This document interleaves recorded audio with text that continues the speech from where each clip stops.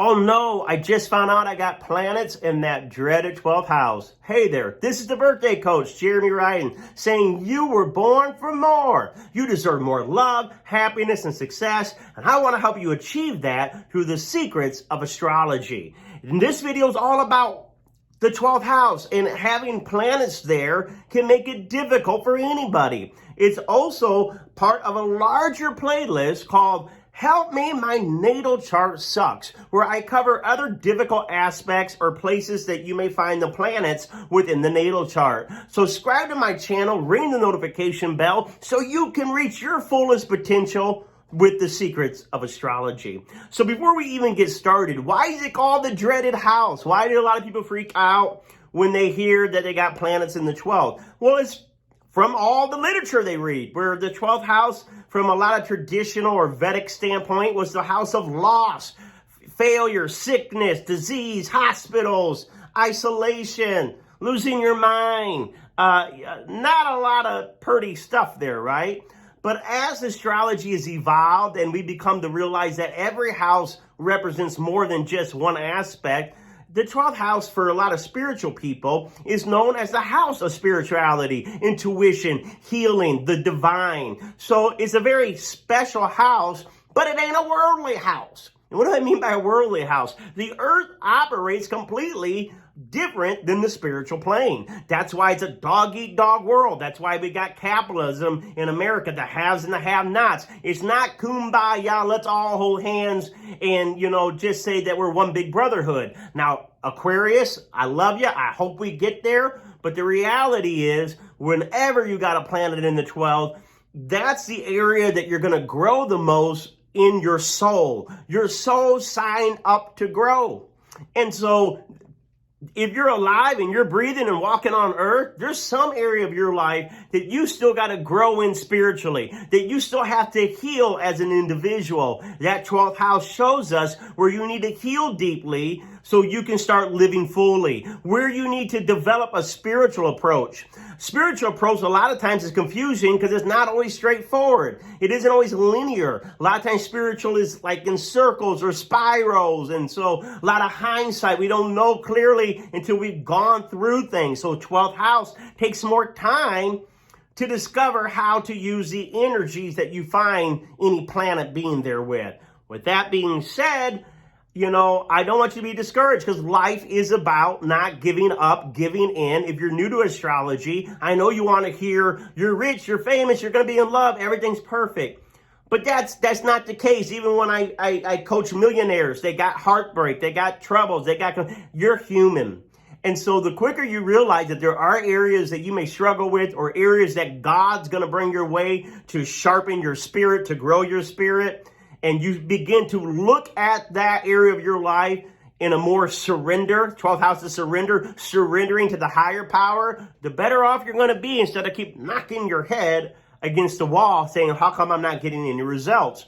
So let's just throw some of the planets in there. For example, the two main planets in astrology, sun and moon, hard places to have at all in the 12th house. Why? Because the sun is your identity. It is your energy. It's your father. And so you put that in the darkest house, the 12th house, means in a lot of ways, you're not allowed to shine. You're not allowed to really go after your goals in a straightforward way.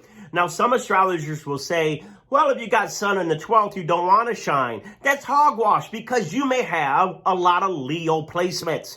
You may have a lot of planets in the 5th that likes to be the entertainer. So you may have North Node in the 5th saying, hey, be the entertainer. But now that sun in the 12th, that house of darkness, that house of isolation, that house of, spending time by yourself so you get enlightened, so you see the real essence of what it is to be anything in this world on a spiritual level, will make it hard for that entertainer because sun is identity, sun is shining. So we see that a lot of times when you start to shine, you sabotage yourself because somewhere along the line, you weren't encouraged to embrace your full identity. Now, and when I say full identity, we're always growing into that. But now you throw the moon there, and the moon is our emotions, our feelings, our mother. So this could show that, the mother wasn't nurturing to you, or your feelings weren't being nurtured, or you weren't allowed to express your nurture, or, you compartmentalize, you separate emotions from other aspects of your logic in your life. When we have the sun or moon there, we can see someone that has lost a parent, lost a father, lost a mother, or their parents have addictions, or they're having to support their parents at a young age. All this stuff is affecting people as they grow older. So we see a lot of times sun and moon in the 12 creates codependent souls. That's a hard aspect. Always being a caretaker, always really caring deeply. Because that 12th house is a lot like Pisces. Pisces is compassion. It's empathy. Now we're putting our sun and moon there. We're putting a lot of ourselves into helping others, which is fine. But in this world, if you're always helping others and you're not creating boundaries and you're not always also prioritizing yourself, you're going to end out in the cold. You're going to end out feeling like you didn't accomplish a lot. Even though you might have healed a lot of people, you're going to feel less fulfilled that you maybe didn't really experience things for yourself fully like you wanted to experience. So, there are great things about the 12th house, right? With sun in there means you could really do things to help the underdog and the marginalized. The moon in there says, hey, you really do have an intuition, really hot, strong intuition, really, compassion and healing. So great things about the 12th. But this is the hard aspect series. This is what makes it hard. And what makes it hard is that 12th house says, listen, that planet, whatever it is at some point going to have to be isolated. That area of your life, because the planet represents energy represents areas, that area of your life can definitely become more isolated or not as upfront and free-flowing as for others. We throw Venus in there, we can see someone isolated from having romantic relationships, or feeling isolated from doing the things that they enjoy, or throw Mars in there, maybe even sex. Mars is our passion, our sex, feeling like, we're not able to really enjoy our sexuality. But it also means you throw Venus in there, maybe you're prone to, falling in love with foreigners or falling in love overseas. So I'm trying to put the positive a little bit there. Or, but it also means a Venus there, you could be given to affairs, because the 12th house is secrets.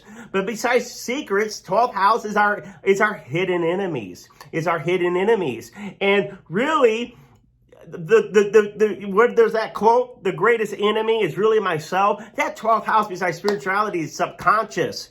It's the subconscious house, things that we don't even see playing out all the time.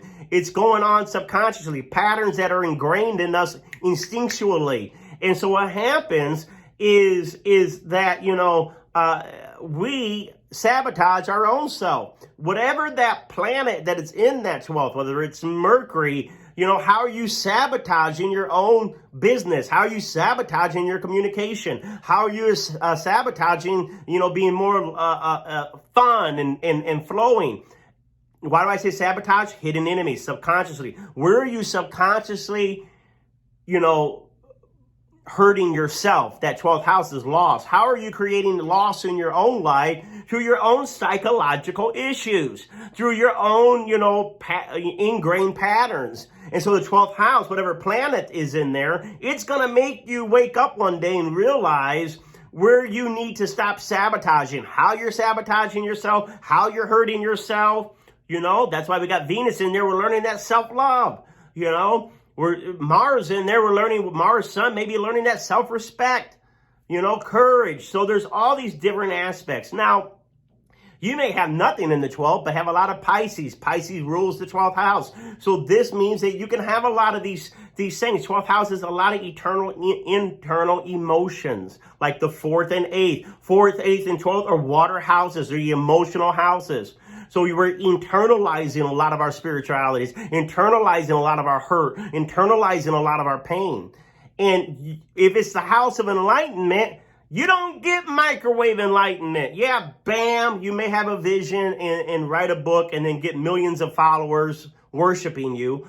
But for most of us, enlightenment isn't instant. Enlightenment is a time process. That's why Saturn's a natural ruler of the 12th, because Saturn rules time. Saturn says you got to have time and to yourself to really think about the lessons that you're here to learn. That's why when we see 12th house people, we see at different times in their life, they're more isolated, whether they ask to be or not, whether they have a sickness that disables them from working with people and they're in home more, or whether they're, going overseas and there's some kind of barrier in the culture language, so they're not able to really communicate with others. If you're a 12th house person, there's going to be some time in your life where you almost feel like a loner. You don't feel like you're from this world all the time. Because your desires are higher in nature. Your desires are higher. They're spiritual desires, soulful desires, psychological, emotionally deep desires. But these are desires and understandings and enlightenment that doesn't come microwave McDonald's. It comes through time. It comes through evaluating, reflecting, a lot of reflecting. That's why if you're a 12th house person, how do you get these energies going better? A lot of meditation, prayer, worship, going to yoga retreats, going away from your home to journal and get in touch with what's going on. 12th house is getting in touch with the divine in yourself. So you have to get quiet. You got to ask the big questions. 12th house is not about what's going on in this earth. It's what's going on in my soul, what's going on in the cosmos, what's going on beyond this earth. What are the essence and the truth that are here? What's true about me when I no longer have a body? And so these are, like I said, heavy duty stuff.